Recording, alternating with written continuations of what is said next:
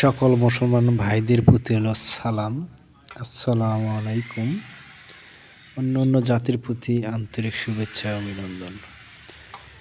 অনেক ভাই আমাদের কাছে প্রশ্ন করে থাকেন যে আসলে পিছন সাইডটা কীরকম হবে, পিছন সাইডে কোনো সমস্যা দেখা দেবে কিনা, কিংবা ময়লা কোথায় পড়বে, সে সকল ভাইদের জন্য আজকের ভিডিও।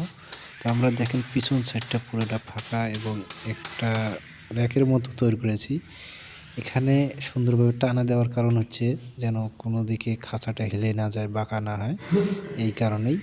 এবং আমাদের ময়লা পড়ার জায়গাটা, স্পেস জায়গাটা সুন্দরভাবে রাখানো আছে কিংবা রেখে দিয়েছে।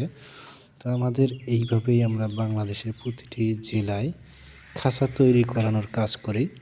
তো যে সকল ভাই আমাদের কাছ থেকে স্বল্প মূল্যে সীমিত খরচে এইভাবেই খাঁচাটি তৈরি করে নেবেন, অবশ্যই আমাদের স্ক্রিনে দেখানো নম্বরে যোগাযোগ করবেন। আমরা সততার সহিত এবং দক্ষতার সহিত আমরা কাজ করে থাকি। আমাদের দক্ষ কারিগর দ্বারা কাজ করে নিয়ে থাকি।